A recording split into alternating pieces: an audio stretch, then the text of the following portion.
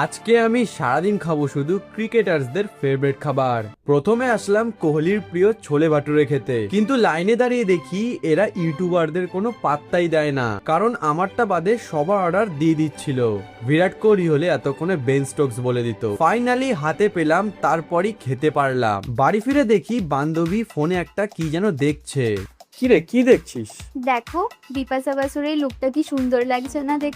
আচ্ছা, আজকে এত সেলিব্রিটির খাবার ট্রাই করলাম, এবার একটা সেলিব্রিটির বিয়ের লুক রিক্রিয়েট করলে কেমন হয়। তাই আর দেরি না করে ঝটপট আলমারি থেকে সেম টু সেম শাড়িটা বার করে নিল, আর সাথে নিল ম্যাচিং গয়না। ব্যাস, আউটফিট তো রেডি, কিন্তু বিপাশা বসুর মতো ওই গ্লোটা এখনো আসেনি। প্রথমে ও ইউজ করছে ফেসেস কানাডা স্ট্রোক ক্রিম, যা একদম ইনস্ট্যান্ট গ্লো দেয়। এতে শিয়া বাটার আর হাইলোরনিক অ্যাসিড আছে, যা স্কিনকে দারুণ হাইড্রেটেড রাখে। এরপরও এই স্ট্রোক ক্রিমের সাথে ফেসেস কানাডার 3-in-1 Hydra mat foundation mix করে নিল। এটা একই সাথে ফাউন্ডেশন, ময়শ্চারাইজার আর SPF 30 কাজ করে, যা দেবে বিল্ডেবল কভারেজ আর লং হাইড্রেশন।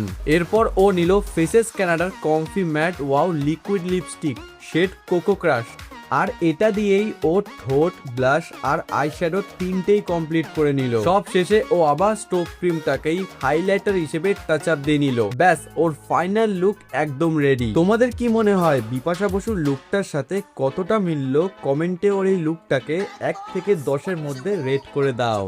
প্রোডাক্ট নিচে ট্যাগ করা আছে, তোমরা চাইলে অ্যামাজন, ফ্লিপকার্ট, নাইকা বা পার্পেল থেকে চেক করে নিতে পারো।